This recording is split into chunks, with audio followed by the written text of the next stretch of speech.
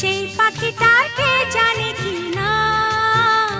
ও যে রোজ সকালে গান শুনিয়ে মিষ্টি সুরে